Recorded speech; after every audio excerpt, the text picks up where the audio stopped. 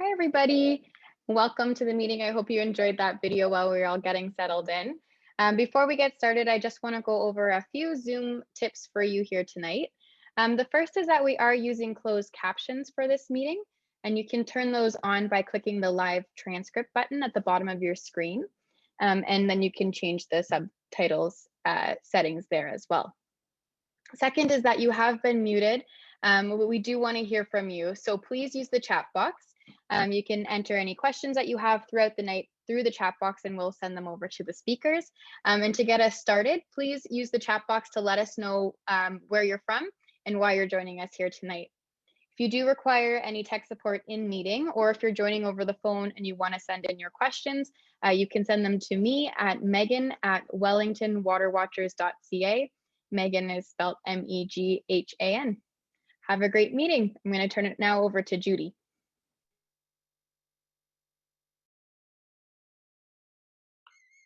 Hi, can you hear me? My name is Judy Mabey, and I represent the Bell Fountain Community Organization. The BCO is part of a 6-partner coalition for the West Credit River. Partners in this coalition are the Isaac Walton Fly Fishing Group, Ontario Rivers Alliance, West Credit River Watch, Ontario Streams, and Trout Unlimited Greg Clark chapter. We would really like to welcome you to our first ever public Zoom meeting. We're very happy that you chose to be part of our dialogue tonight. A lot of information will be shared with you throughout the next hour and a half. But what we're trying to impart to you here is that everyone needs to understand the importance of how we need to protect the West Credit River and our native brook trout habitat. Thank you. I'm going to turn you over to Mike Bockwell now to walk you through the agenda. Hi, everybody. My name is Mike Balkwell, and I work with the Wellington Water Watchers. And I am going to be the moderator for your meeting tonight. I just want to say the very first person you saw on the screen, Megan Clout, is a member of the Water Watcher staff, and she's behind the screen now with others coordinating the presentation of this event. The agenda for this evening, just go to the next slide. The agenda for this evening, you're going to hear a series of speakers, and throughout after every presentation, there's an opportunity for Q&A. So I'd just like to draw your attention again to the chat box as you're listening to the speakers. If you have a question, please enter it in the chat box. I will then either I'll be sure the appropriate speaker answers your question, or they may answer it through the chat box itself. So whenever you have a question, please ask it, and we want to answer as many of those as we can tonight. Now, as you're looking at the agenda, there's really a story we're telling tonight, and you're going to hear a lot of detail about the story, but the outline of the story is this. At the center of the story are the brook trout, the beautiful brook trout you saw in the opening to this meeting. And they are, the brook trout habitat, as you'll hear, is a crown jewel and is very rare and needs to be protected. And the brook trout themselves are a signal of a healthy river and a healthy ecosystem. And their health, the health of the brook trout and the river, is threatened by a wastewater treatment project. You're going to hear a lot of details about that project and why and how it's a threat to the brook trout and the river. And there are some changes that can be made to the design of this treatment plant.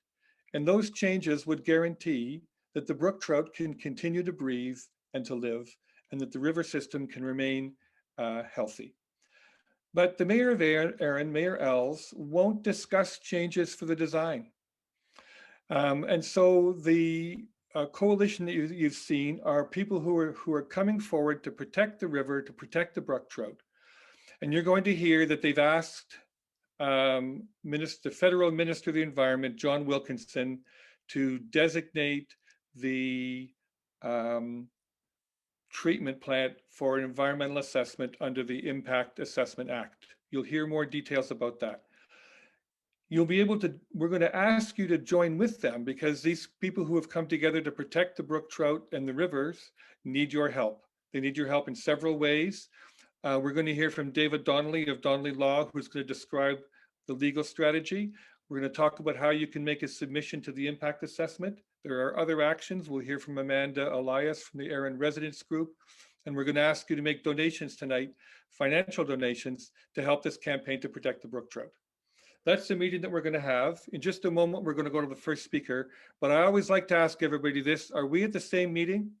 Is this the meeting you signed up for? Because if it is, raise your hand or go down to the reaction box and click on the thumbs up sign so we all know we're at the same meeting. I'm going to now introduce Dean Latham, who's going to make the first presentation. Great. Hi, everyone. My name is Dean Latham, and I'm with the Isaac Walton Fly Fishing Club.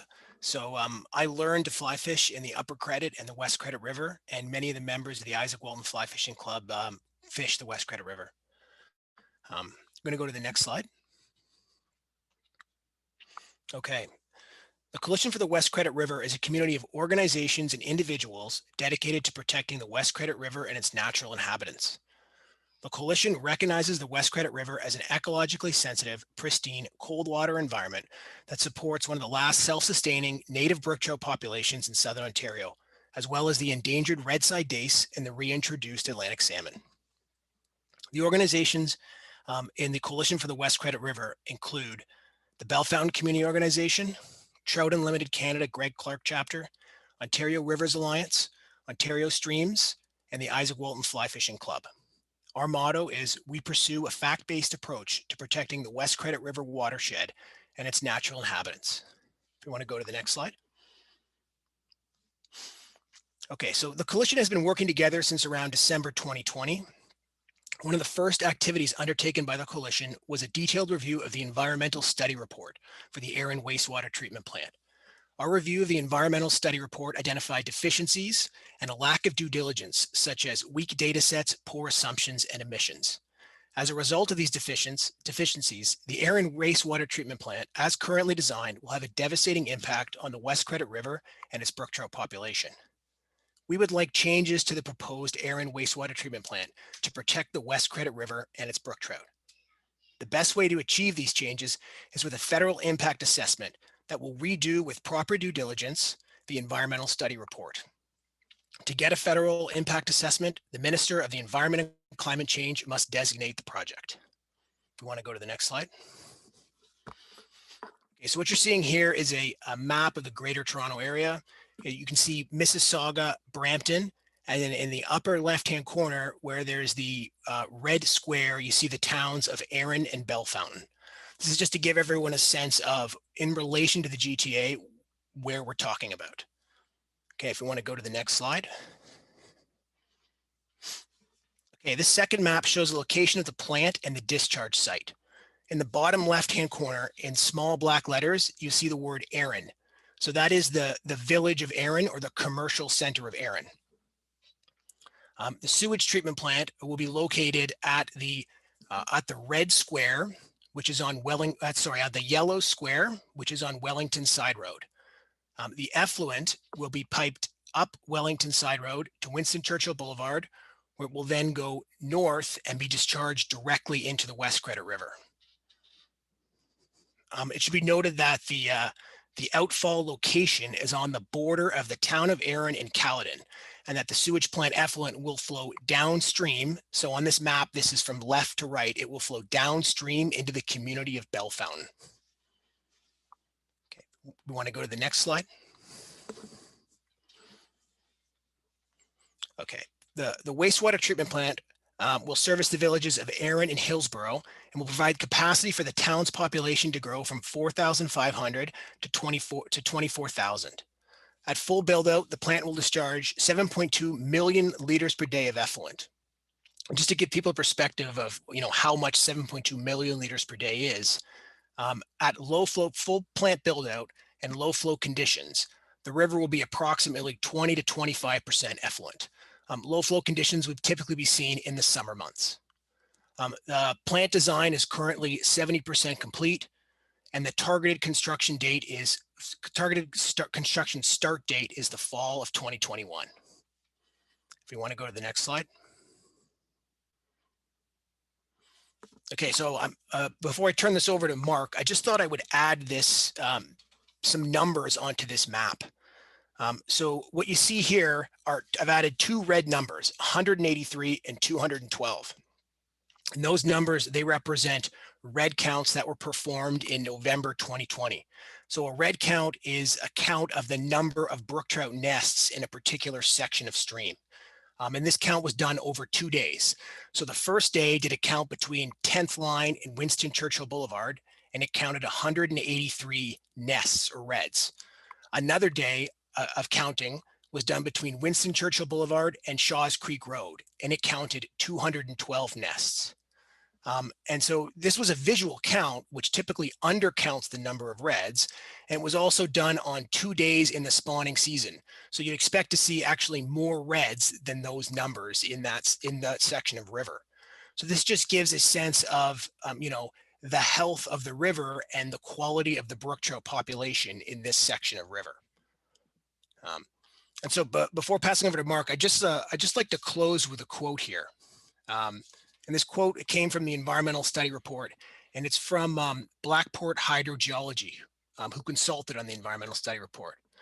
It says, the most productive brook trout spawning reaches and the best brook trout populations in the West Credit River are located downstream of Erin Village, and the longest continuous brook trout habitat in the Credit River watershed is the West Credit River between Erin and Bell Fountain.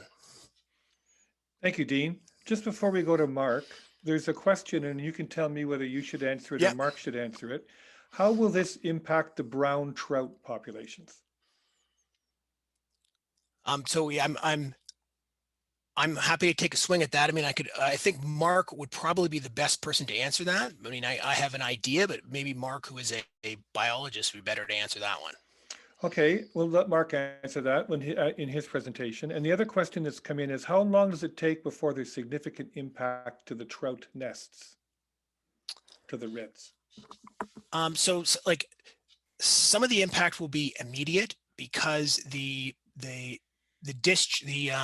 effluent has chemicals. It has chlorine and stuff in it that is immediately will impact the brook trout nursery that's directly downstream of the effluent. And Dean, whether you tell me if this is a question for you or again for Mark, are there Atlantic salmon using the West Credit for spawning and early life stage as well? Early stage life as well?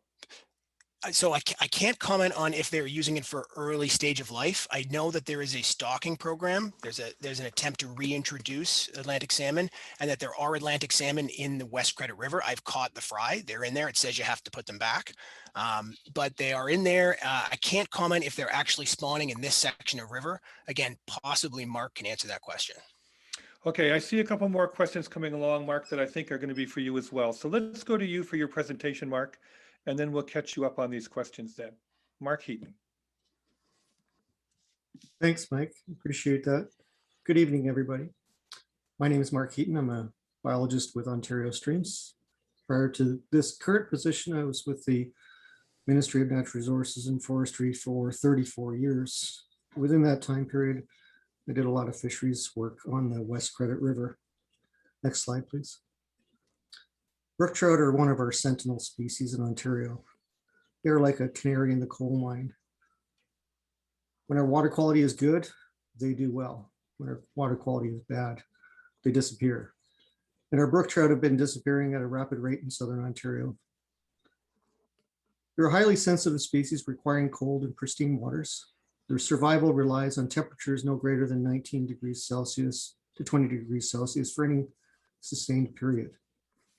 Their optimum growth relies on temperatures between 13 and 16 degrees. Move to the next slide, please. Their upper incipient lethal temperature is 25.3 degrees Celsius, and their 7-day maximum mean tolerance temperature is 22.3 degrees Celsius. These fish require cold, clean water. Over the last 50 years, brook trout numbers in southern Ontario have undergone significant decline. Next slide, please. There's a number of other different species that inhabit the West Credit Rivers of watershed. There's a number of species at risk and migratory birds that are protected under the Migratory Bird Convention Act, which is a binational agreement between the United States and Canada. These species are of interest to the federal government. Red-side dace, which is a small, very colorful minnow. In fact, it's one of the most colorful minnows in Ontario, is a Schedule I Species at Risk Act endangered species. It occurs about approximately 4 kilometers downstream of the proposed discharge point, and it's located within the UNESCO Niagara Escarpment World Biosphere Preserve. We also have a number of species on the property that are proposed for the sewage treatment facility. That includes barn swallow, bobolink, meadowlark, and eastern wood pewee. These are migratory species. And in some cases, these species travel for tens of thousands of kilometers between their wintering grounds in Argentina and their breeding grounds in Ontario. There's a number of several rare and uncommon plants, including wild geranium, yellow sedge, turtlehead, white spruce, and bristly buttercup. The town did commit to an additional bird study following site selection, but we've yet to see this. Next slide, please.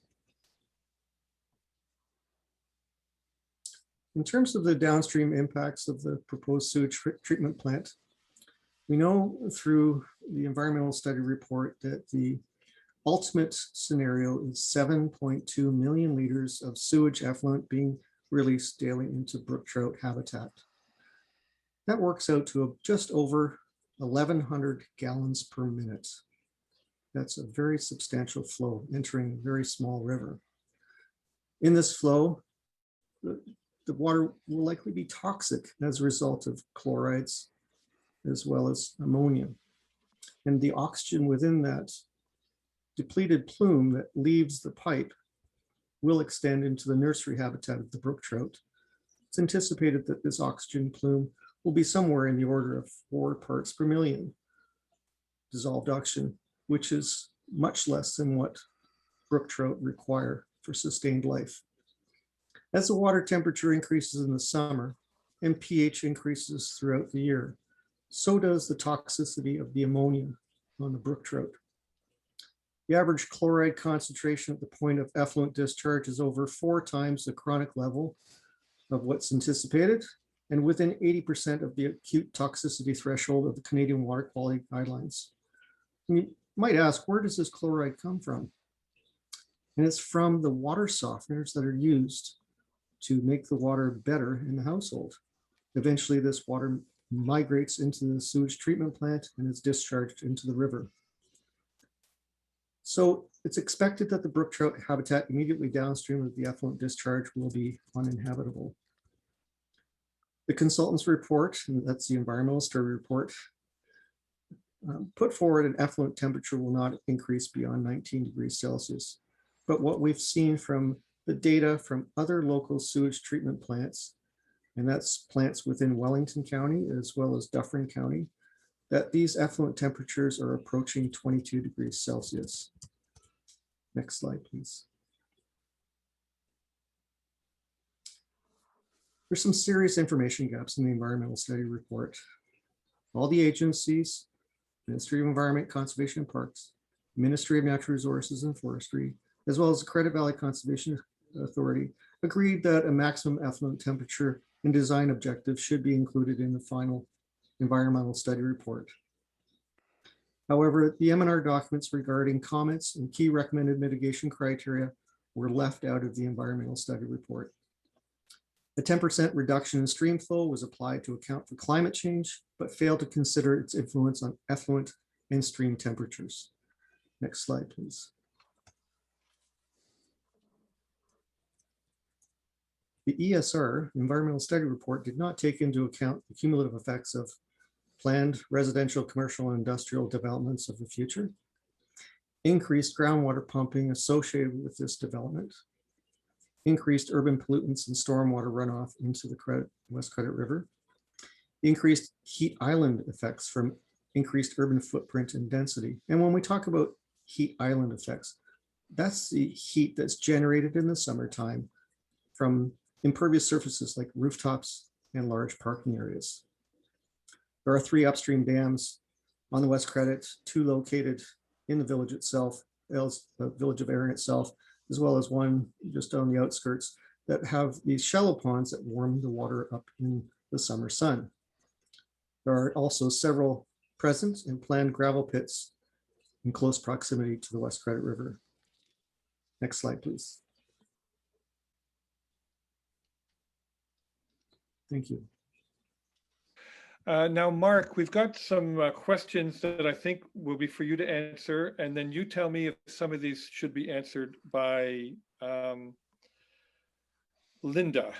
But are there Atlantic salmon using the West Credit for spawning in early stage life as well? Yes, the Atlantic salmon that are introduced into the West Credit are part of the Lake Ontario Atlantic Salmon Reintroduction Program. And the West Credit River has been one of the best rivers for production of juvenile Atlantic salmon for the past 20 years. Currently, there are fry that are stocked at Winston Churchill Boulevard, right at the border with Erin Township. There's also fingerlings that are stocked downstream of the Bell Fountain Dam.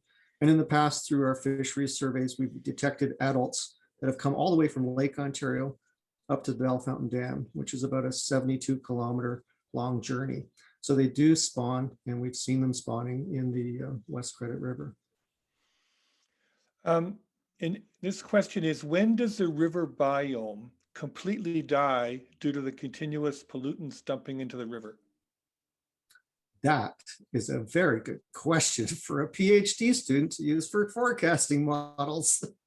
I'm sorry, I can't answer that question. All right. There's a couple more questions here about the sewage itself, John, or sorry, Mark, and you can tell me if you want to defer them or not, but at 25%, will we have a sewage smell? I'm guessing the Bell Fountain Park will have a new aroma. It's very difficult to answer that question. The closer you are to the point of discharge, the more you're going to have that smell emanating from the sewage treatment facility. So if you were to go to, say, the town of Orangeville and walk downstream towards where the effluent discharges to the river, you will get that smell. But that smell is likely not detectable some 1.5 to 2 kilometers downstream at the Highway 10 crossing. Mark, is there a concern about pharmaceutical contaminants in the wastewater discharge? There are chemicals called endocrine disruptors that can get into the environment that will cause some issues for reproductive success for especially sensitive species like the brook trout and red-side dace. Mark, there's a statement here that says that the Credit Valley Conservation maintains that the local trout have adjusted to higher temperatures than anywhere else in the world, with local readings above 24 degrees centigrade, but they've not written any science papers on this. Do you have a comment? Well, brook trout do not evolve that quickly to adapt to that type of temperature change. So when we think about brook trout and their tolerance to warmer temperatures, we have to think about their behavioral changes that occur as river temperatures get above 20 degrees Celsius. And what these fish do is seek out cold water refugia. And these are cold water pockets that are associated with groundwater discharge coming up through the bed of the river, or groundwater that's coming in through small first and second order streams that enter the river. So it's quite common when it's 30, 32 degrees air temperature out and 25 degrees Celsius for a stream temperature to see these brook trout in large masses congregating in these small groundwater fed streams and the plumes of the groundwater as it comes into the river. So these fish have not adapted to climate change. They have not adapted to temperatures that go beyond their upper lethal. Mark, how far downstream of the effluent point are impacts expected? It depends on the water quality parameter and also the flow of the river. So as your flow gets down to drought condition, which happens once every 20 years, these plumes of poor water quality like oxygen or ammonia may extend anywhere from 150 to 750 meters downstream of the point of discharge. And these are called mixing zones. I don't know if you remember, Mark, in terms of the map that Dean showed us at the beginning, how far 750 meters goes. Does it go down through all that area where on both sides of the concession where he showed the nests, the reds? It's about half the concession block between Winston Churchill and Shaw's Creek Road. Brian's asking, does the ESR comment on the impacts of sewage treatment bypass? The question was raised during the course of the environmental study report planning process, and the answer was not clear. This may be a similar question, but were these concerns raised as part of the EA process, and were there Part 2 order bump up requests made? Those questions about bypasses were raised during the course of the pre-consultation phase before the ESR was posted for the review period. And I'm sorry, the second question was? Were there Part 2 order bump up requests made? Yes, there were several Part 2 order requests made. Any comment about the outcome of those requests? I can't really speak to those. Okay, we'll see, maybe Linda can. There was also a question about impacts on highly valued fisheries further downtown, maybe they meet downstream, like the naturalized brown trout population downstream. And this person, Nick, says, I feel Mark would be the most qualified to answer. So what have you got to say about the brown trout, Mark? Thanks, Nick. Well, brown trout as compared to brook trout are quite a different species. So if you know anything about brown trout, they're actually introduced into Ontario in the 1800s, and they were introduced from Germany. So they are an interesting species in that they have a higher upper lethal temperature than brook trout. So they are quite capable of residing in warmer waters than brook trout. So if the West Credit River warms up, and if they were able to get past the dam in Bell Fountain, then those brown trout would compete over top of the brook trout. And that's one of the problems with non-native species, is that they have more flexibility in terms of natural environment and things like temperature. And when they have those little niches that they can open up, they take over. So now I see in the chat box what's happening is there's a very interesting comments being made, sharing more information. I won't read those all out to you. I'm not seeing new questions. Thank you very much, Mark. And we're now going to go to Linda Heron from the Ontario River Alliance. Linda. Thank you, Mike. Yes, my name is Linda Heron, and I chair the Ontario Rivers Alliance. And we came late to the game. By the time we found out about the wastewater treatment plant, the minister had already approved the project. But we, in June of 2020, we made a significant submission. It was about 40 pages long. And we had a local engineer to this area, to your area. I live in Sudbury.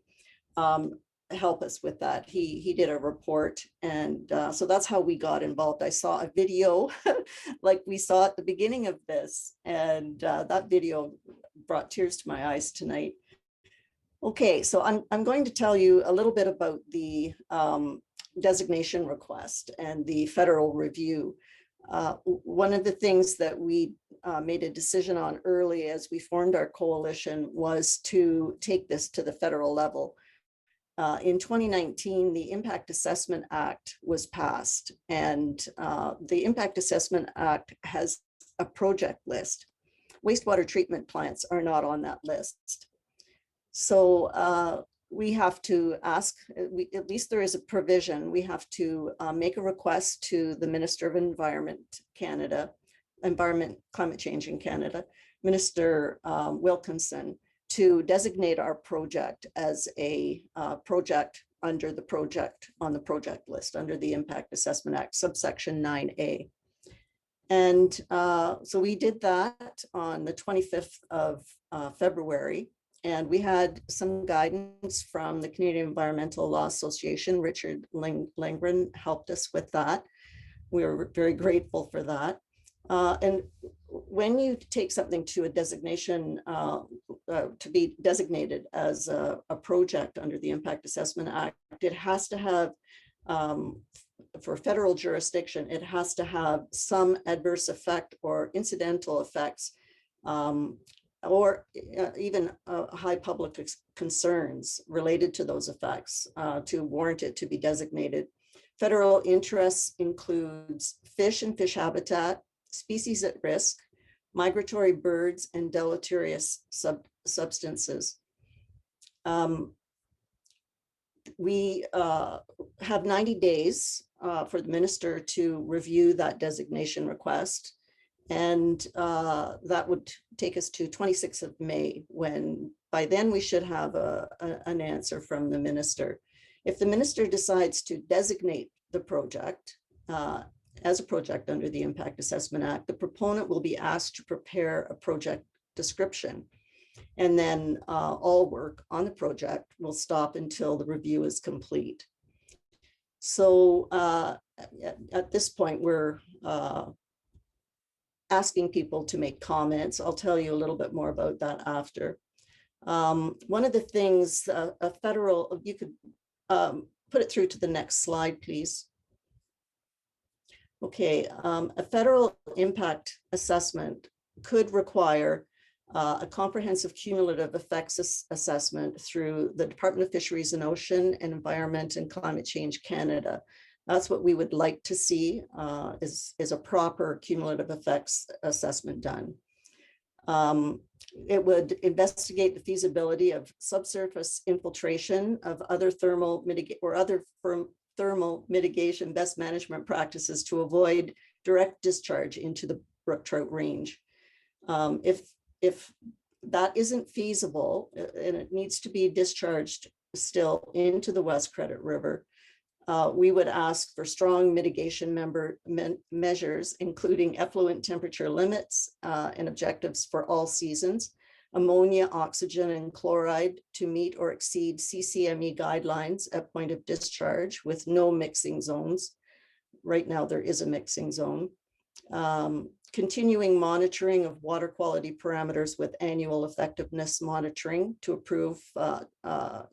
approval agencies and to the public.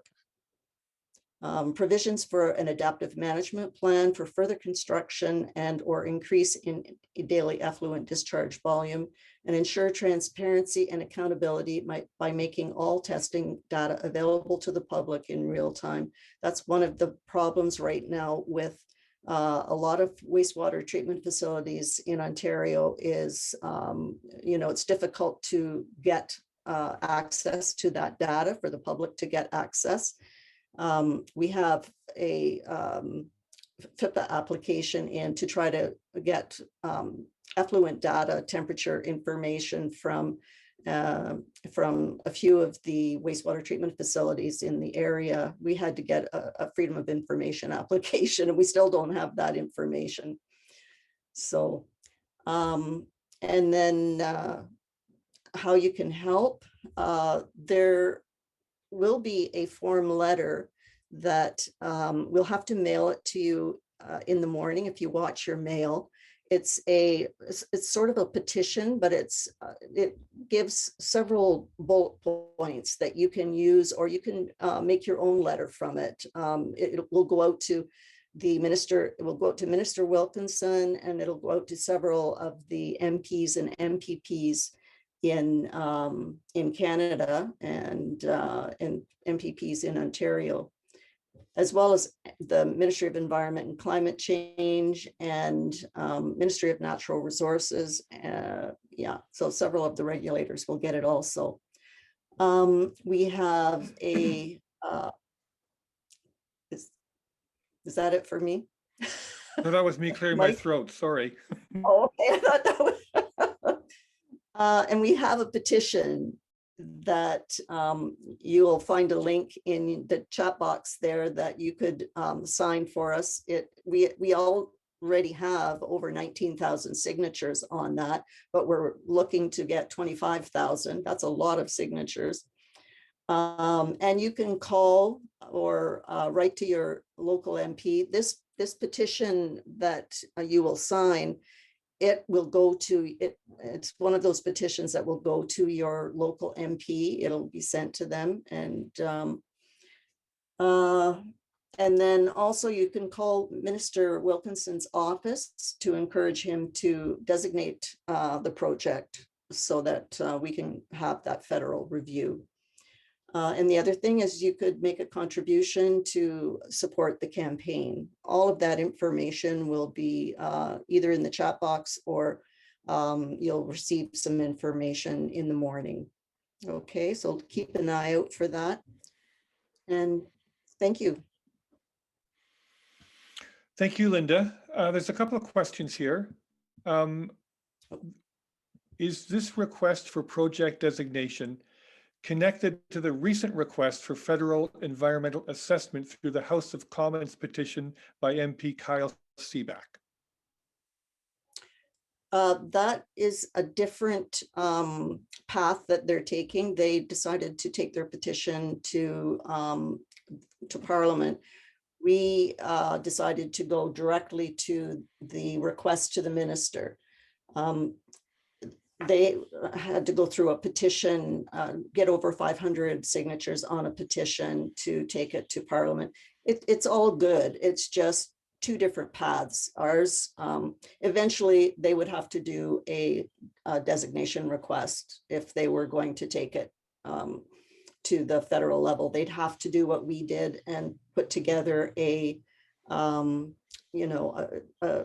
document that sets out all the facts, finds all the deficiencies in the environmental report. But she would, the person that brought this petition would get to, I think, speak for 10 minutes in Parliament to the issue. And I think Kyle Seaback did that just recently for her. So it's two pathways, but it is in support of the same goal, right? Yes, yes. Yeah. Okay. There's a couple of questions. Sorry? Both the coalition and this other party want impact assessment done. Yes. There's a couple of questions about development, Linda, and tell me if you can answer them. What is the time period for the town of Erin to grow from 4,000 to 24,000? Are you quoting the capacity of the planned capability? Yeah, it's a complicated matter, but when I believe it's about 2050 or 2055 that it would grow to full capacity. That's what they project. It would depend on, they have 10 developers that are sort of chomping at the bit to start developing. So I can't imagine it would take very long to get to that, but that was their projection. I think it was 2050. Wastewater treatment facilities, they are limited to the amount of sewage that they put out, not to the amount of population that can use it. And so when they estimated the amount of effluent that each person would use, they estimated it on the high side, so that it ended up increasing the population from what they projected to be 18,000 and something up to 24,000. So it just, the main thing is the plant is not limited by the number of people. It's limited by the amount of effluent that goes out. And in this day and age, we have water efficient toilets, water efficient everything. And so we don't use as much water and put out as much sewage as we might have, 20 years ago. So we're still operating on, a higher, they put us at 384 liters per person per day. And we calculate it would be more like 290 rather than the 384. So that means, we get more, we could have more people in the area. We've got the technique, or at least the math is all on our resource page of our website that anybody can go there and have a look at the way that it's calculated. Okay, Linda, there's a related And question. Pardon me? I'm not an engineer. It was an engineer that calculated all those figures. So we're fortunate we do have 2 engineers in our fold in our technical committee. Linda, there's a comment here and it ends in a question. It's also about development. I'm concerned that there will be rapid construction due to the new demand for properties in that area as a result of COVID and work at home becoming the new reality. I'm fairly sure that they will shorten the proposed timelines for construction and exceed population density guidelines rapidly with amendments. Is this going to be factored into future assessments and responses? I don't know, because they really did not go into, you know, any schedule for their building, all, you know, how quickly they were going to, you know, start building. We have heard that they would like to start construction on the plant later this year, but we don't know what their schedule is. That wasn't in the ESR. Okay, folks, you can see that in the chat box now that says sign the petition here, and you can visit the take action page. We'll be talking about these actions again a couple of times in this meeting. Carlo asked this question of you, Linda. What's the timeline for a turnaround on the federal review? We have 90 days that we should hear. We put our designation request on the 25th of February. And they're saying that by the 26th of May, we should have a response from the minister. I'm going to ask you, Carlo, and if you have a supplementary question, please enter that in the chat box if we didn't answer your question. Kate Hepworth asks, is there a letter from the town of Caledon expressing that they do not support the wastewater treatment plant? Well, the citizens of Caledon, yes, the Bellefontaine Community Organization and the West Credit River Watch, they both put Part 2 order requests in on that project. And you know, we as a coalition have, we first created briefing notes to inform as many people as we could of what all the flaws were. So the citizens, yes, but the mayor of Caledon has not spoken out.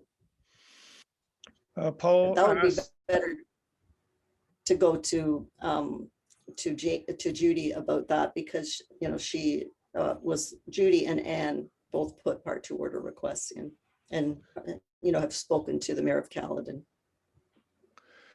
Okay, so we may come to, so Judy, get ready. We may call you back to the screen in a minute, but Paul Collier asks, has there been any consideration given to compelling the developer and the municipality to design the entire community as a low or zero water consumption community?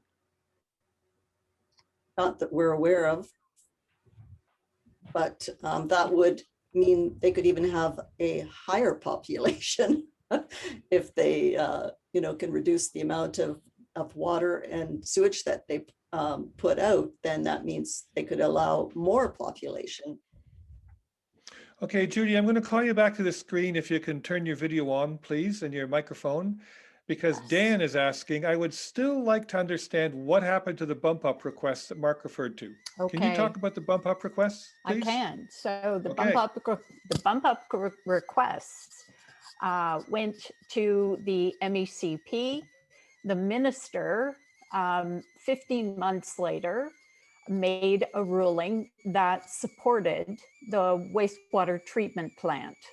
There were defined subsections within that decision that incorporated such things as consultation, and the minister identified that that residents were adequately consulted through this process. And what we could say clearly is that in Erin, yes, but there was no consultation with Bellefontaine whatsoever. So, I mean, that's an X through that one right off the top. There were a number of areas where they responded in generalities to the issues that were identified in the Part 2 orders, but overall, there is not a level of satisfaction from us as individuals going through that process that gives us any resolution on this issue. So that's why collectively we continued on and eventually joined up with the other partner groups to pursue this before it actually hits the ground. Judy, there's another question I'm going to ask you. You can answer this question if you can. If not, you can tell me who can answer it. Yep. Andrea asks, does the town of Erin have a duty to consult on this project? What input did the Aboriginal communities have on this project? Linda would answer that one because she's been in touch with the Aboriginal communities. Over to you, Linda. Yes. Yeah, we reached out to Mississaugas of the Credit and to the Grand River, what's it? Six Nations. Yeah, Six Nations of the Grand River, and also the Haudenosaunee. We only were able to get a response back from the Six Nations of the Mississaugas of the Six Nations, sorry. And they're very interested, but it's outside of their corridor. They have like a 6-mile corridor along the Grand, and we're just outside of that. But they did say that they are interested in, you know, considering coming, you know, on board with us if it goes to the federal level. You know, I know the Indigenous communities have a lot on their plate. There's a lot of development happening right now, so they just cannot respond to all of it. And, you know, that's a big part of the reason we didn't get responses back. We did try 3 separate times by leaving messages and sending emails, and we finally did connect with the Mississauga of the Grand. So, or sorry, it's the Mississaugas of the Credit that we need to connect with, because they are the ones that are right in, you know, along the Credit River Valley here. So we just have not had any luck in getting through to them, getting, you know, connected with them. Thank you, Linda. So Raymond asks a question, which I think we're going to hold until we hear from David Donnelly, the lawyer, and because it's a legal question. And Raymond says, what thought is given to a court injunction in addition to the environmental assessment? So we'll hold that question for when David's at the microphone. There's some interesting comments going on in the chat box, and people are sharing information. And okay, so this concludes kind of part 1 of the story. It's given you lots of detail, and as a couple of people have asked, this is being recorded. It'll be made available to you. I think we're going to send you the PowerPoint of the whole evening, so you'll have that to refer to. As Linda mentioned, we're going to be sending you some information by email tomorrow, which will allow you to make a submission directly to the Impact Assessment Agency. In addition, there's a ongoing series of outreach that needs to happen, particularly to the federal government, particularly to the local MPPs, to really push for this. We'll be hearing a little bit more about that later, and you'll be getting information tomorrow and in the weeks to follow about how to help with that, how to be involved. In a moment, we're going to change the story, and we're going to go to John Munksa, and I'm picking up on something Linda said when she said developers will be chomping at the bit. Some developer has already started chomping on the property, and we're very concerned with the damage that's happened there. And John is going to talk to us about that and present some pictures to illustrate what's going on. Then after that, we're going to hear from David Donnelly talking what we can do about both that and the impact assessment. So John, can we call you to the microphone and turn your video on, please? Yes, yes, indeed. Can you see me, Mike? We can see Yes, your we can. slide. Yep. Can you see me? Can you see me? Can you see me? Yes, I can. And you're a handsome bugger. Oh, I've actually got a shirt on tonight. That's too much information, John. Okay, yeah. Okay, and David's got the hook. I tend to start my stories at on the plains of Africa, but let's get going here. My name is John Monska. I'm on the executive of the Greg Clark chapter, Trout Unlimited Canada. I'd like to start by thanking everybody who's online tonight. Really appreciate your support. TUC is a national organization, and we have chapters across Canada. Chapters are focused on specific watersheds. Ours is focused directly on the upper credit where the native brook trout reside. Our mission is important. We do a lot of on the ground habitat work, but we also try to protect Canada's freshwater ecosystems and their cold water resources for current generations as well as future generations. I always get the question, people think I'm Greg. I'm not Greg. Who's Greg Clark?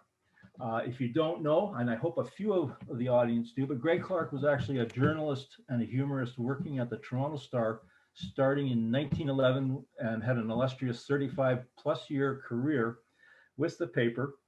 And the reason we named our chapter after Greg was for his time, he was an angler and a hunter, but he was a very ardent conservationist. He, in a lot of his columns, he promoted the idea of, you know, we don't fish things out. We can actually put a fish back in the water, the catch and release mentality. So those are the things that he was advocating way back in the 20s and 30s. Another little tidbit, at the same time, just not that long after Greg started his career, another fellow that you might be aware of, might have maybe studied him in high school, Ernest Hemingway got his start as a writer at the Star in the early 20s. Greg and him fished together. And actually, there's a lot of documentation. I like the history stuff. The documentation shows that Hem and Greg fished the West Credit in the area of the Forks. So just literally a couple of kilometers downstream. You had a couple of heavy hitting authors fishing. And I have to say that if Greg knew about what was going on right now, he'd be turning in his grave. So anyway, enough of that background. Next slide, please.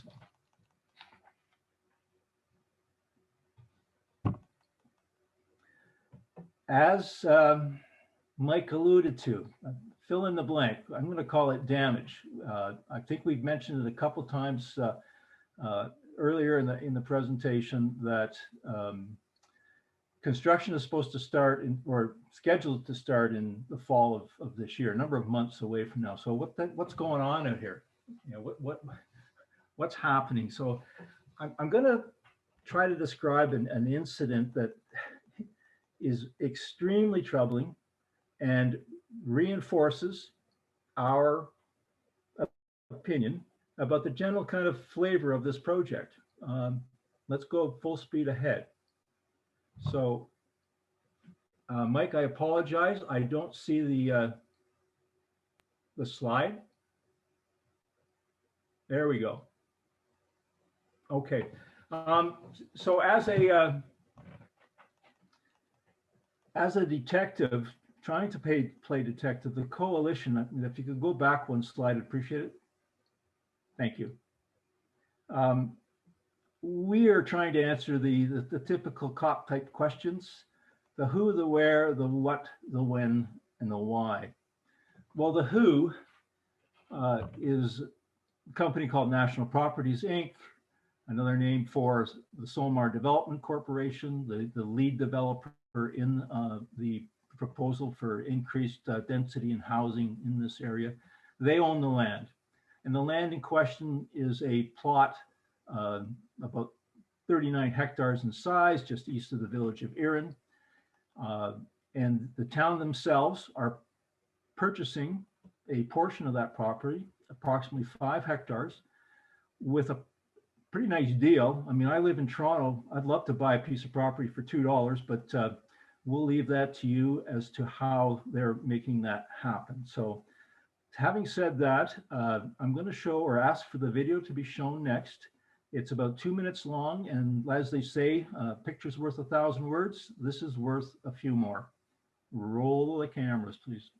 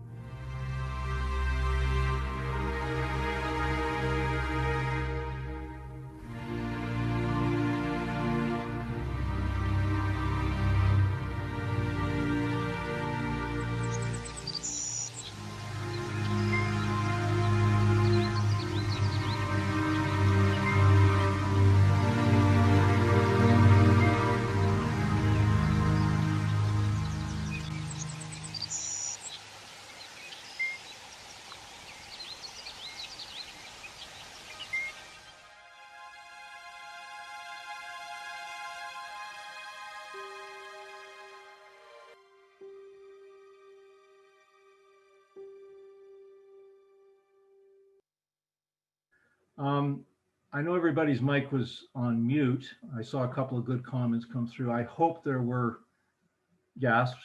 They weren't audible. It's definitely an eye opener, so to speak. I think we can call that damage. Anyway, this is a shot, an aerial view of the property.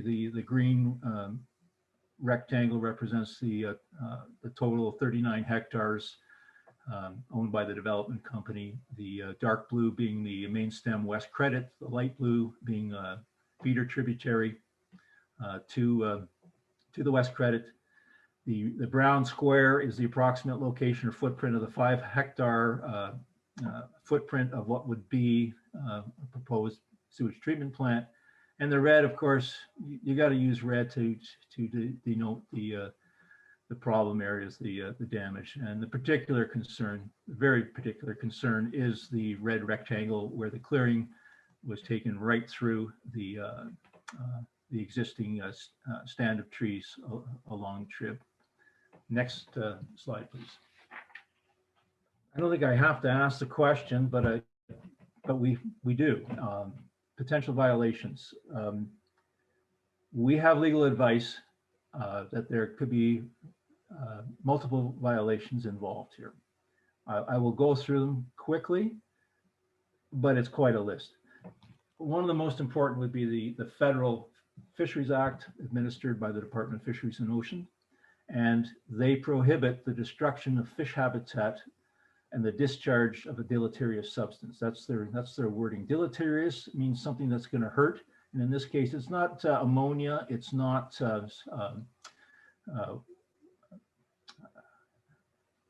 bacteria, it's not chloride, it's possible sedimentation. All that disruption to the stream bed, as well as the lack of cover on the edge, the bank erosion is leading to siltation downstream that has a potential impact to egg beds, brook trout, fry being able to survive, these types of things.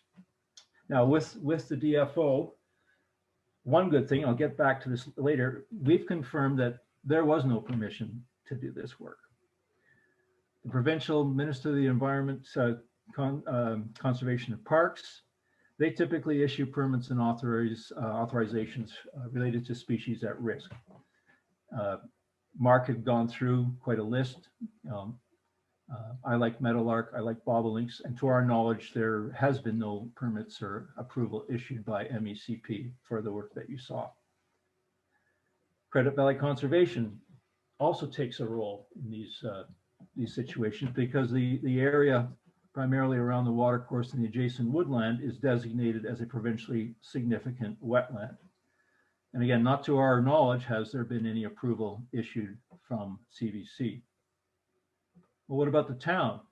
You cut a tree down in town, especially if you live in Toronto and just about everywhere else, there's typically a tree cutting bylaw that requires you to get a permit before you can level trees.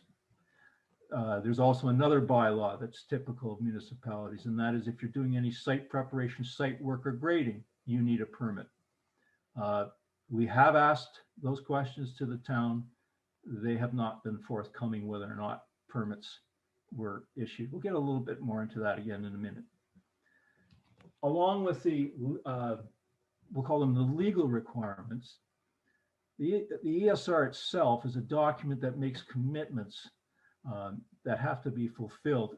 And what those commitments take the form of between the ESR and when a shovel hits the ground, there are things that have to be done before the shovel hits the ground. And primary among those are the creation of what's called an environmental management plan or an environmental specification. It takes those commitments, puts them in a document, so the guy on the bulldozer or whatever, and of course his supervisor and a person that monitors that activity is aware of what they have to do to take call it a light touch to the project, things that they can do to minimize the impact. And I'm sure you've all gone cross country and seen highway projects, the simple black 2 or 3 foot fence that typically rings around a construction site. It's sediment fence. It's to make sure that because the ground is disturbed and when it rains, that siltation, that water, because we all know water wants to go downhill and find a water body. I don't think I saw or you saw any sediment fence in adjacent to that creek crossing. So those are the kinds of things that would be typically created for any kind of construction activity. Next slide, please. Just go through a series of photos just to highlight, again, draw your attention. I think your attention is pretty much captured, but I'd be remiss for not thanking David Williams for putting that video together, as well as I'll reiterate Linda's comment with respect to Steve Noak's intro video. Well done, gents. Very, very powerful stuff. So this is a view back in December looking north from County Road 52 at what would likely be the entrance to the sewage treatment plant. Obvious burning, heavy equipment in the background, excavators, the ones with the grapple attachments that basically rip the trees out of the ground. Next slide, please. This is a shot looking east from the west side of the property. Again, basically a clear cut, very steep slopes, very close to the river. Again, potential erosion, potential sedimentation concerns. What's going on here? I guess that's the question we haven't really answered, and no one has given us the answer, but maybe there is an answer. We'll see what the mayor has to say in a minute. Next slide, please. Now, I don't want to be as frivolous as saying the money shot, but that is the money shot. When you take and clear vegetation from an important tributary to the main stem West Credit River, that is a known brook trout stream with brook trout fry and adults and likely spawning behavior, and you take a machine and clear the trees and run back and forth with a large track excavator, this should not be allowed. Next slide, please. So this is actually the tributary, not on the subject property, but just downstream near the confluence with the main stem. There's probably a few fly anglers in the crowd. I'm a fly fisher myself. Not the kind of place you toss a double cast 30 feet, or I'm not even sure what kind of, other than a twig you would use to try throw a fly through here. But this would be what the area that was demolished would have looked like. Excellent, excellent small tributary habitat, very cold year-round flow, as Mark described, from side seeps and groundwater upwellings. Critical, critical habitat for brook trout. Next slide, please. Just a few days ago, a shot in the trib again, just upstream of the confluence, and there's the little buddy right there. That's what this is all about. This whole effort. It's the survival of the brook trout. This is a late stage swim up brook trout fry, very small, but that's where they start. Well, they start before that as eggs, but this little guy was swimming around just downstream of what you just saw. Next slide, please. Okay, this I just want to go through a couple of quickies to give you again more of a sense on what happened and when. The Orangeville Banner local newspaper back in September made the statement. So this is the first time we became aware that Solmar was going to make a deal with them so the town could purchase that site for the proposed plant. The work that you saw, the burning, all the damage started mid-December. On the 22nd, just before Christmas, one of the machine's excavators, hydraulic hose burst and spilled. That's not exactly typical, depending on maintenance regimes and due diligence, but spills do happen. Nobody reported other than us as a coalition. One of our members reported that to the MECP Spills Action Center. They did look into it, and the response back was the spill was cleaned up to the satisfaction of the regulator. But it caused quite a flurry of concern in the community, and the Erin community Facebook page kind of blew up a bit with that, as rightly so.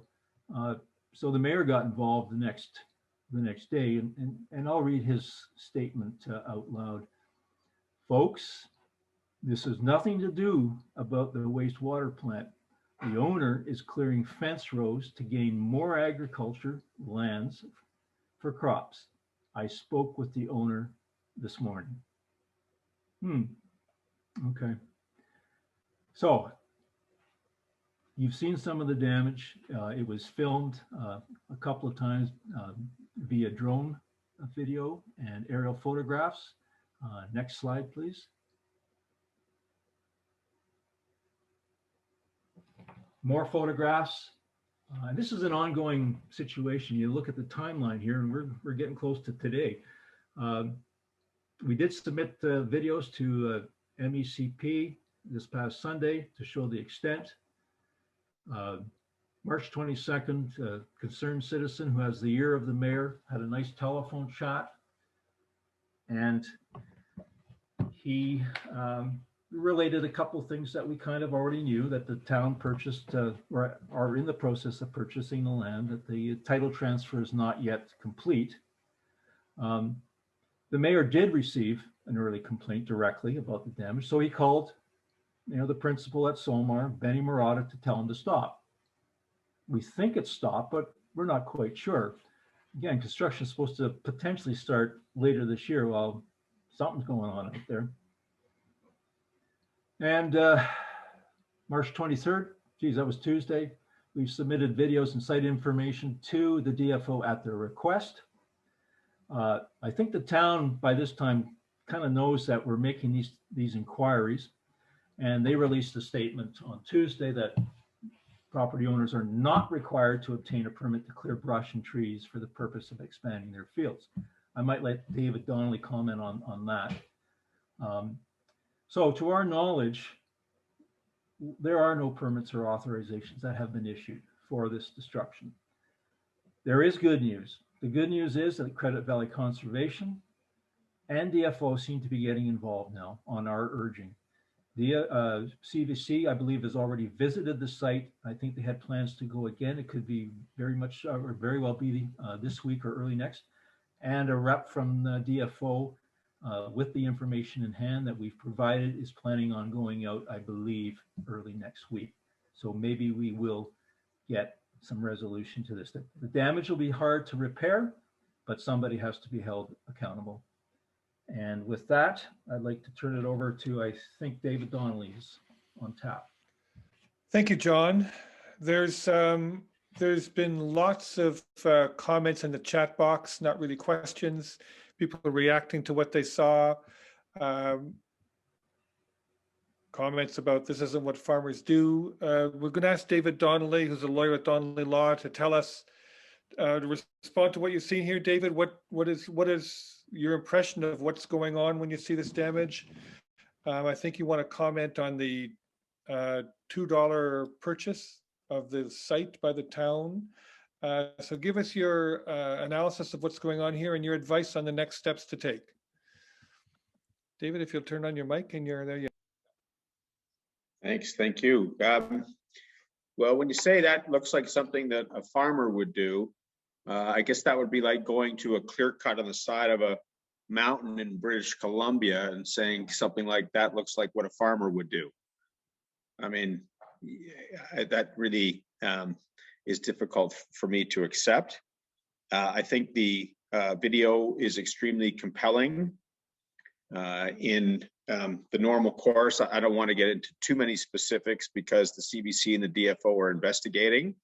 So it's important to reserve judgment until the regulator has been on the scene in terms of too many specifics, in terms of what occurred, who did it, why was it done. But certainly looking at it, the extent of the damage in terms of what is generally prosecuted or what would be considered a violation of the Fisheries Act, of the protection of water courses in Ontario, this would be consistent with something that looks like a violation.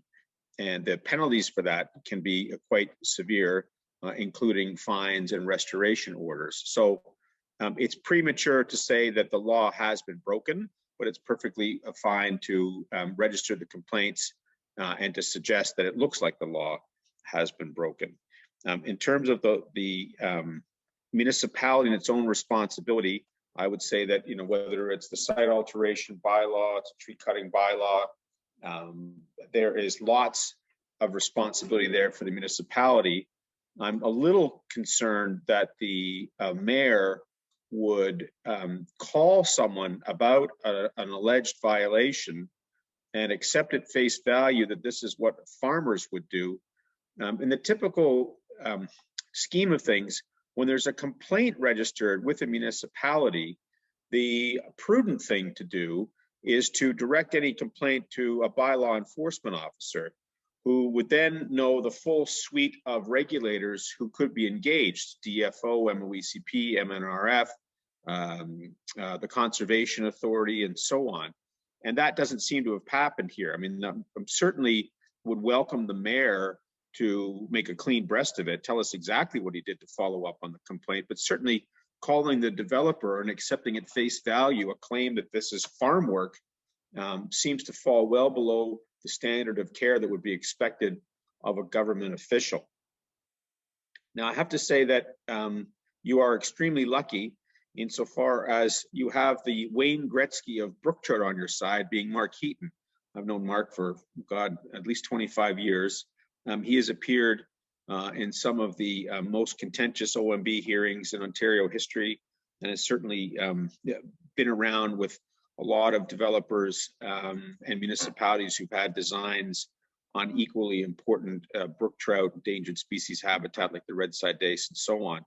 And so when you get someone of Mark's caliber who goes out on the scene, he's viewed the video, and he makes as compelling a presentation as he did, with respect to what's happened to the stream. Again, it's hard for me to imagine a scenario whereby someone could credibly claim that this hasn't been a violation of any number of statutes. But again, we should reserve judgment, of course, until the regulators have had the opportunity to do a thorough investigation and to report back publicly what's happened here.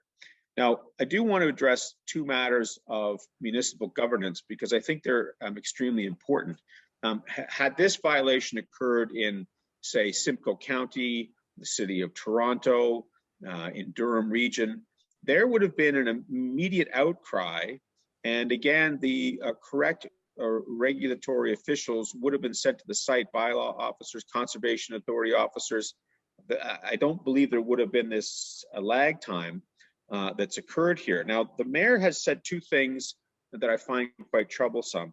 The first is that in a meeting today, I was advised that the mayor was invited to speak tonight, that the mayor should have been asked some tough questions about what happened, and in particularly his involvement or role in dealing with these complaints that were received. They're obviously legitimate complaints. They're extremely well documented. They're backed by significant expertise. These are not frivolous complaints. And yet the mayor apparently said that he would not or could not speak because the site or the property is the subject of a federal designation request under the Impact Assessment Act, or as we formerly called it, the Canadian Environmental Assessment Act. Well, that frankly is ridiculous. A municipal politician should be more generous with his or her time, should be more responsive to the public when the public is concerned about the protection of the environment and is reaching out to another level of government to get more review. I mean, if the mayor has nothing to hide on this file, or if the mayor is satisfied with the environmental work, then he should be eager for a platform like this to address residents and their questions, just so that there is no suspicion or so that he can make his case. If the mayor, in my opinion, one of the takeaways from this meeting should be that you should be asking your mayor for a legal opinion stating that he is prohibited from addressing you, your neighbors, residents concerning this subject property and the Erin Waste Water Treatment Plant, that he's prohibited by a properly obtained legal opinion, prohibited from speaking to you. And if he can't produce that legal opinion or won't confirm that he has been given that opinion, then I believe that he owes you an apology. This is a very poor mark with respect to transparency and municipal government accountability. The second thing I'd like to address on this point is the matter of the pretty nice deal, which is to say that the town of Erin has somehow magically been able to purchase property for $2. I saw somebody earlier say, I would like to buy 5 hectares of land for $2. Well, of course you would. Now, this raises a number of serious questions about the propriety of this so-called sale. First, $2 is an obviously ridiculous amount. Municipalities, when they purchase land, they are supposed to obtain a fair appraisal so that everyone knows that they're paying the correct price. When you pay $2 for a piece of extremely valuable land that's worth millions of dollars, that appraisal should be much, much, much higher than $2. And it does lead, correctly in my opinion, to the suspicion that there is a deal here, that there is quid pro quo, or that this is a gift. There is no justification or rationale whatsoever for a $2 purchase. I mean, let's get real. There's no such thing as a free lunch. This is not a gift to the town. Now, in places like Vaughan or elsewhere, developers have in the past made donations to allow a municipality, for example, to purchase property to build a hospital. Well, the way that is done technically is that a foundation is created, the developer makes the donation, and then they are paid for their land, and there's a tax receipt, so the CRA is involved, and everything is done above board. That doesn't appear to have been done here. The second thing that I'm quite concerned about is that if this $2 purchase is somehow done as part of a development agreement, then what's the developer getting? Why was the developer given a reciprocal gift worth millions of dollars, or at least the land value, and the public was never invited to comment, or that development agreement or future rezoning, whatever it is, wasn't the subject of a properly constituted statutory public meeting giving the residents also a right of an appeal. So this raises many, many serious questions about the propriety of this so-called $2 sale of land. To me, it looks like a gift or a magic trick, neither one of which are permitted by the Municipal Act. So I would suggest that one of the takeaways from tonight's meeting is that the community should be asking the mayor for a complete written explanation for how somebody could be so lucky to purchase such valuable land for only $2. Thank you, Mike. Those are my submissions. Thank you, David. John has just signaled he wanted to make an additional comment. John? Yes, thanks, Mike, and thanks very much, David.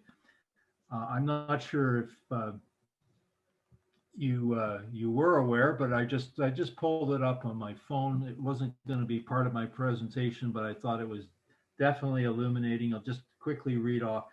The town of Erin, Ontario, this is a news release, is the 2019 recipient of the Code of Silence Award for outstanding achievement in government secrecy in the category of municipal government. And this award is given annually by the Canadian Association of Journalists. So we've got a winner on our hand, and I'll leave you to discern why they got that award. Thanks, David. Thanks, John. David, there's a comment from William that says, and I want you to respond to this, the focus on the $2 is meaningless, as there is likely a municipal levy on the sale of each lot and or home. What do you say to that?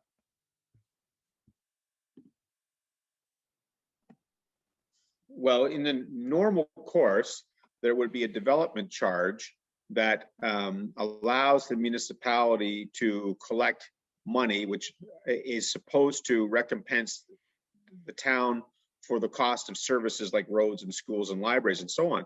But that is all done through a very transparent and open process. There's no quid pro quo or $2 land deals or what have you. That is a normal part of the development process. So I've been doing this for about 25 years, and I've never heard of a $2 charge. All of those things are taken care of through the Development Charges Act and other statutes, the Planning Act. There's density bonusing. There under Section 37 of the Planning Act. I mean, if you want to say there's a deal, then that's quite possible. But the deal cannot be it's $2 for nothing because the mayor has a nice smile. That's the one thing it can't be. So the mayor is more than welcome. I mean, I really think that the group has got to put it to the mayor directly because he's put it in his press release that it was a $2 sale.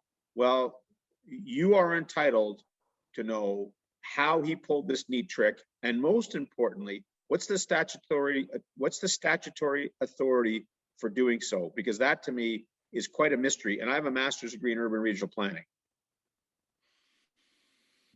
Thanks, David. So folks, here we are with the very first part of this. We heard all about the risk that the waste treatment plant poses to the brook trout, to their habitat, to the quality of aquatic life in that river. We heard that there are design changes, which if the mayor could engage around those, could allow the sewage plant to continue, but preserve and ensure the brook trout habitat and to keep that river, the quality of life in the river at a high level. We heard about that. The reason for asking for a federal impact assessment is to try and create the grounds in which those design changes can be worked out. So we heard about that part. We then heard about the part here where apparently a developer chomping at the bit has destroyed some of the habitat and created very difficult conditions for that area of the tributary. And the DFO and the Credit Valley Conservation Authority appear to be on the verge of investigating, and we'll wait for the results of that. And we hope that there will be consequences for the people who did that. We've also heard from David now talk about that, advising that there are some things that the town of Erin should make very public, including the reasons for the $2 deal and a legal opinion saying why the mayor justifying for the mayor why he can't engage in a public conversation like this. So we're now looking for a kind of consensus with you that we're on the right track. So for example, in terms of, I'm going to ask you to put your thumb up or put a comment in the chat box, or to say yes in the chat box, or to use the reaction buttons. Do you agree with this course of action? Do you agree with pursuing the impact assessment? Do you agree with pursuing charges against whoever did the work, did the destruction on that land? Do you agree with asking Mayor Alves, whether you're a resident of Erin or not, for him to justify and make public the details behind the $2 deal, and to make public why he feels he can't engage the public on this? It's a very important topic. You're all here. It's very important to the public to have this conversation, and he needs to be engaged around that. So we're seeing lots of comments coming on in the chat box agreeing with that. Terrific. Keep them coming. In the last part of this meeting now, we're going to talk about some upcoming actions. We're going to talk about how you can be part of the coalition's campaign to save the brook trout and ensure that habitat. We're going to raise some money. We're going to ask you for some financial pledges. First, I'm going to ask Amanda Elias, who's with an Erin Residents Action Group, to come on to the screen. Turn on your microphone and your video, please, Amanda, and tell us what you've got planned. Well, hey, everybody, can you see me? Yes, we can. We can see you and hear you. Fantastic. First of all, thank you so much to the coalition. Thank you, quarterback Bulkwell, for getting us this far. You are super on the right track, everybody. We just need more voices in the game. I just want to address quickly the invitation to the mayor. The mayor was invited to this chat or this community meeting. He declined on the basis of he's not able to comment on anything while there's this federal request going on. I reminded him that no less than 14 days earlier, he had promised me in a recorded phone call that he would come and talk to our group, that he certainly wants to come and talk to us, as long as we're not violent, and he would come. But when I reached out to him on Monday, he said this: the downstream stakeholders are not my taxpayers. They have their own mayor for that. So I just want to give you all an enormous hug downstream and tell you that as little as you are informed as stakeholders and are not recognized as such, I am finding in our research and our rallies and our Have Your Say forums that the people in Erin were barely let in on this. It's a surprise to a lot of people. No one in Erin wants any part of polluting the sacred space that is the West Credit River. That is not what Erin residents do. So we have a bid for high density. We'd like to get rid of that. We have a bid to maybe make it more affordable for homeowners, because some people are getting bills as high as $80,000 to connect to this problem child. And frankly, no one here wants it. If you're in Erin and you're listening now, we protest every Saturday from 1 to 3 p.m. in front of the sewage treatment plant. And we have another road rally for residents in River, very socially distanced, lots of fun.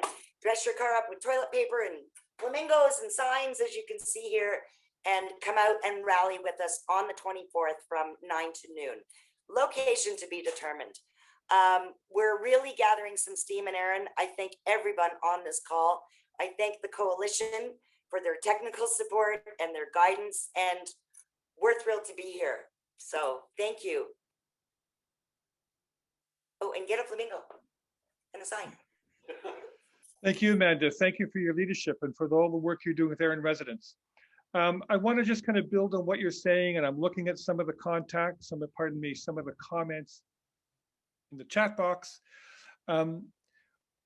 We want to empower anybody who's on this call to call Mayor Alves, whether you live there or not.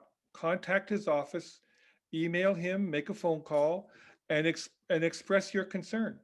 Contact your own mayor. There's some people asking in the chat box, well, what can my mayor in Georgetown do, Halton Hills? What can my mayor in Caledon do? you can contact them and tell them you're very concerned about this and you want them to intervene. Now, I don't know the geography is well enough to know exactly how the West Credit relates to Georgetown, but I will say that Mayor Rick Bennett of Halton Hills is very strong on environmental issues. And we've worked with him on a range of things, and he's a strong, outspoken person willing to take a stand. So if he's your mayor, call him up, tell him you're worried about this, ask him how he can help, ask him how he can intervene, and he'll have some ideas.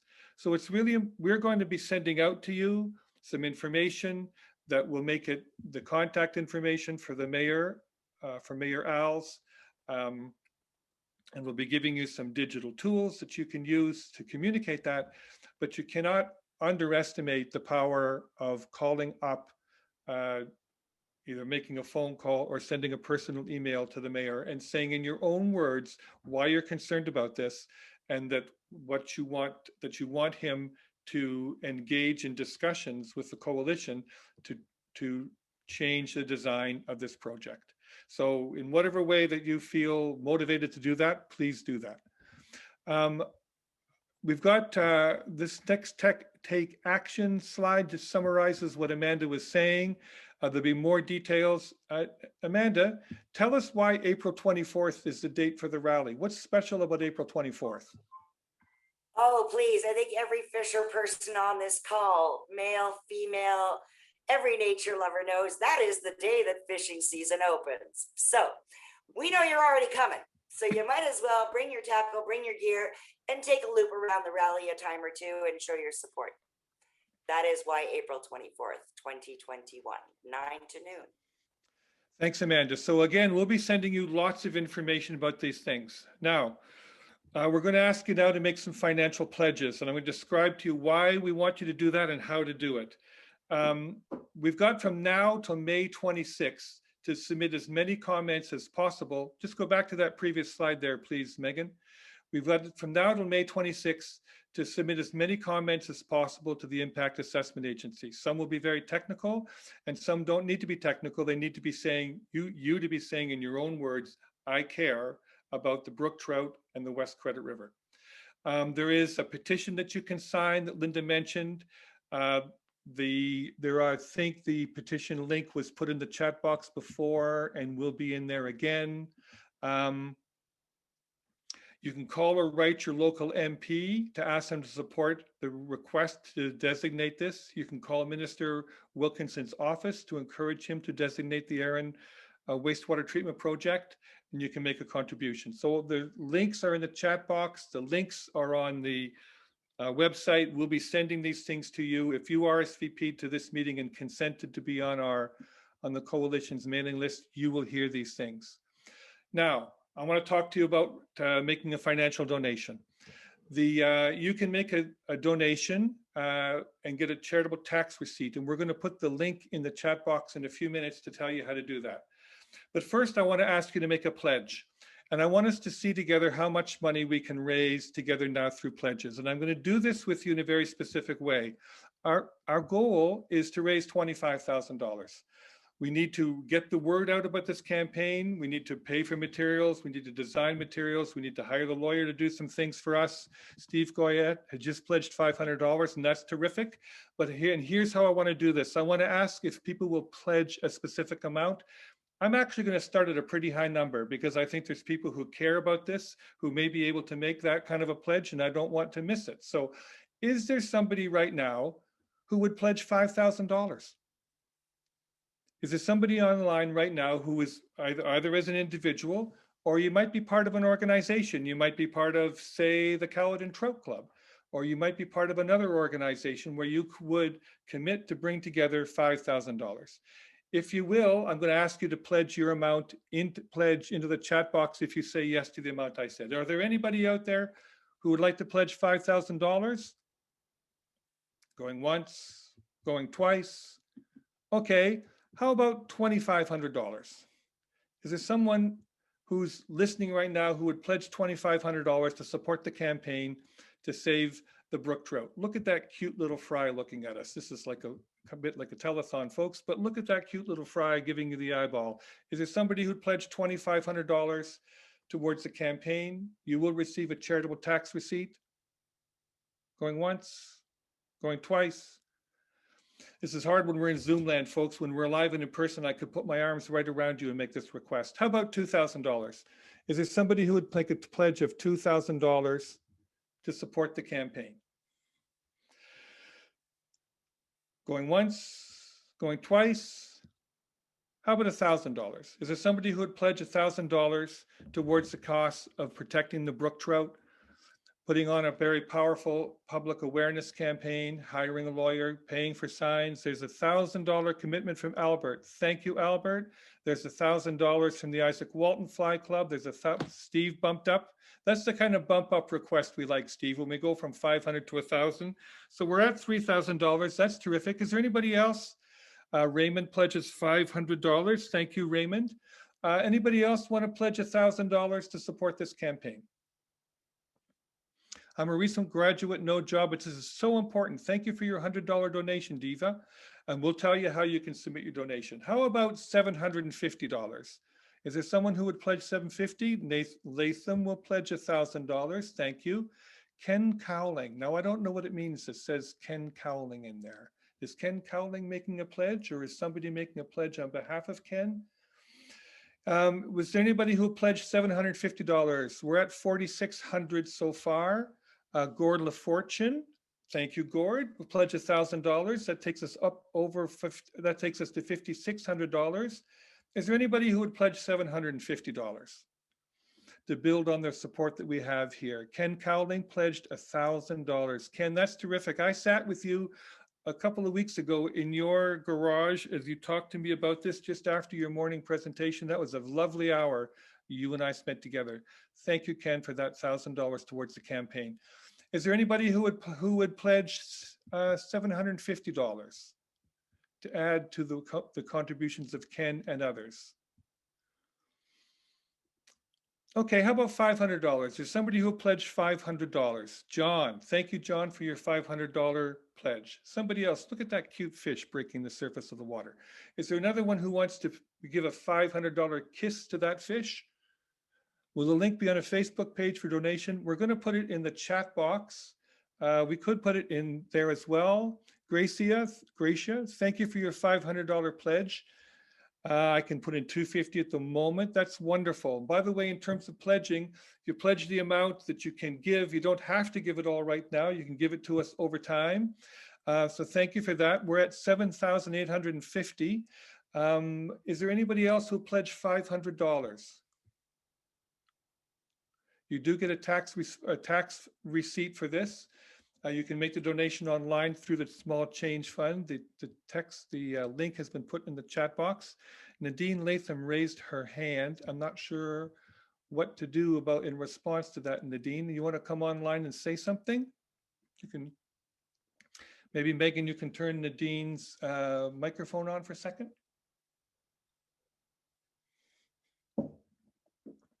I'd like to forward some photos to the mayor in Georgetown. How can I get my hand on them? David, send us an email and we will follow up with you. Somebody put an email in there for David to send to. Linda's just committed $500. Thank you.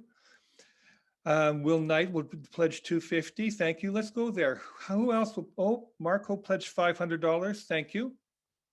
Is there anyone else who pledged $500? We're going to get another total here in a minute.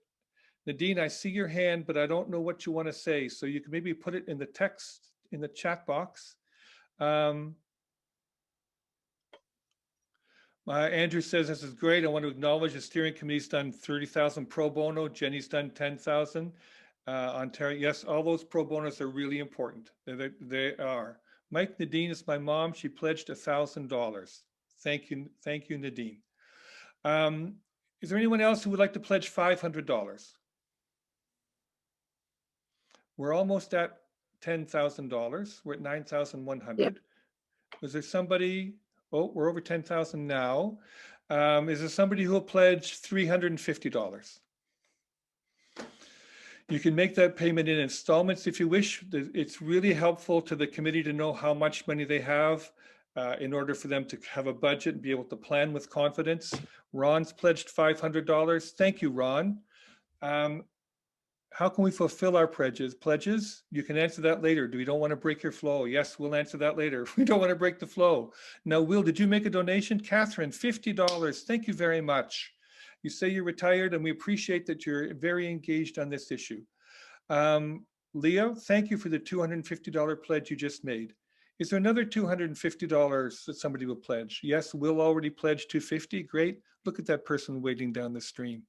I'm looking forward to actually going for a little walk in that river this spring. Is there somebody who will pledge $150? Will you pledge $150 to support the campaign to protect the brook trout? David Williams just pledged $200. Thank you. Thank you, Divya, for bumping up to $150. Jennifer pledged $250. Thank you. $100 from Allison Walker. That's great. Thank you, Allison. Anybody else want to pledge $250? How about $150? I missed Judy. Did I miss Judy? Somebody told me I missed Judy. So it's happened so fast I missed Judy. What? I don't even know. You'll have to tell me. Judy pledged $250. Thank you, Judy. You're all great trout. We are all great trout. Daryl, you have to tell us what it means to be a great trout. Is that like different than being a lesser trout? We're at $12,350, folks. That's terrific. Can we get some $150 or $100 donations? Sarah Steele personally, $200, and she'll contact the American Fisheries Society Ontario to see if you donate as well. That's a great idea. Thank you. Lori pledged $250. Mar pledged $100. Okay, folks, we're close to concluding. Eric, $500. That's terrific. A whitewater kayaker from Toronto that knows how beautiful the area is. It needs protection. Okay, folks, we'll now take any last pledges people want to make. You can, of course, make pledges afterwards and donations afterwards. Dean pledges $200. Thank you, Dean. Additional donations from people. $100, $50, $75. Eric's on the ORA Board of Directors. We're at 14,000. Can we get to 15,000? And then, folks, I will stop haranguing you. Toby pledges $100. Although I hope you find it a gentle, lovable, worthwhile harangue. I hope you're feeling empowered by this, by everybody. Danny donates $100. Thank you. Will says I'm doing a great job. Thanks for the encouragement, Will. It's tough here on. It's tough here in Zoom land when I can't be in the room with you, smiling at you all. Thank you, Mary Jane, $100. Tom McGurk, $50. Thank you. Bob, thank you very much, $200. These are terrific, terrific support. And I think that you're really putting some wind into the sails of the leadership. As Andrew was saying earlier, these are people who've put in lots and lots of time.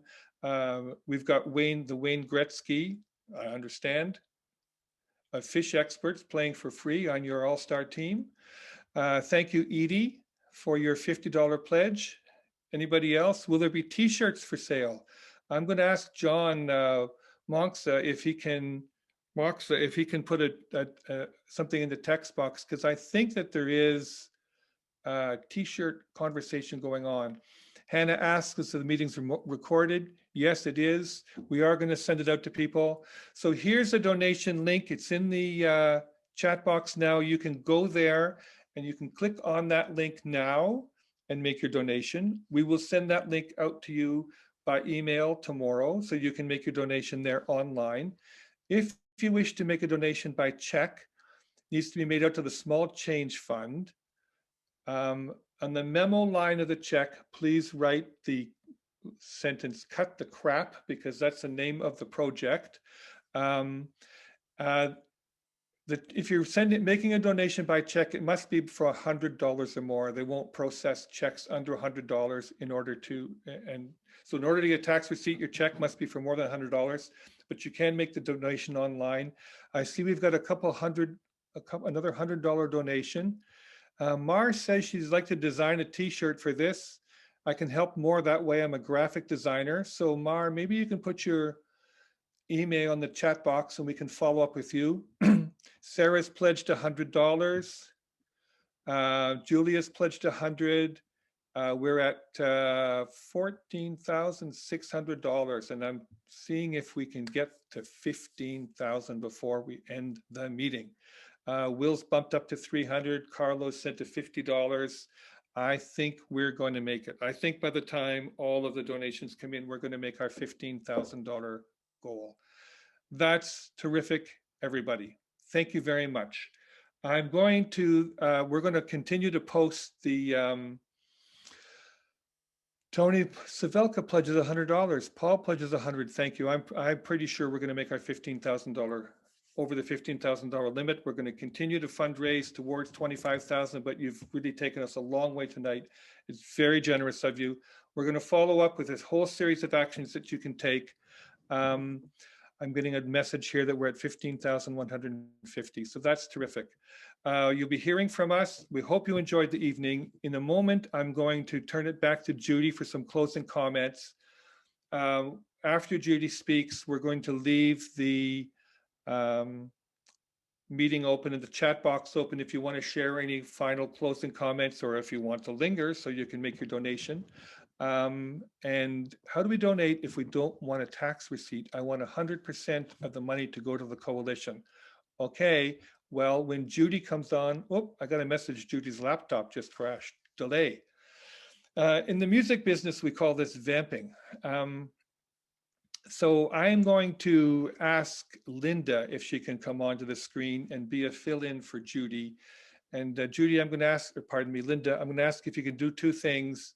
How does, if somebody wants to make a donation and they want you to get 100% of it, who can they write a check to? Where do they send it? And then I'm going to ask you to make the closing comments, and then we're just going to linger. And maybe I'm going to ask Danny, who's off screen, is when we're lingering after the final part, just to play the video again so people can view that a little more on their way out if they like. So Linda, over to you. Yeah, I would say that you're probably best to write the check to Judy, but if you leave your contact information, we will get back to you on the best way to do that, because you know, I can't speak for Judy. So yeah, if you leave your at least your email address, we'll get back to you. I just want to say to everyone, you know, my heart, I love you all. You're so wonderful that you were all here tonight, and you're, you know, so engaged, asking really great questions. And it gives us a lot of hope, and we feel a lot of support tonight. So thank you for your generous donations. Thank you for being here tonight. And, you know, please reach out to us if you have any more questions that you want answered. Getting ready for tonight, we've been, you know, it's been intense. It's been very intense, but it's been worth every minute of it. So yeah, I just want to thank you all. And we have a lot of hope that our designation request will be approved by the minister. We can't guarantee anything, but we're working hard to raise raise it to the political level. We were told that, you know, it's good to have a strong designation request, but you need to have people behind you. You have to, you know, raise the level of attention to your issue so that it gets to the MPs and MPPs as well. So please write your local MP. The petition letter that you will get a link to tomorrow is going to give you some of the main points that you might want to include, or you can write your own, in your own words, how you feel, write it from your heart. But the frame of the letter and who it should go to is all going to be done for you. So I really encourage you to do that, because we have asked to speak before the Standing Committee on the Environment and Sustainable Development. We would like to present to them and raise this issue to them to get their support. So there are many of those MPs, like Lloyd Longfield is one that we have asked several times to meet with. He is on the Standing Committee for the Environment and Sustainable Development. And so if you know him, please reach out to him and tell him how important this is, that he needs to pay attention, he needs to meet with us. And the other thing, the mayor is looking at getting grant money from the government. And so it's those MPs that help to facilitate those things.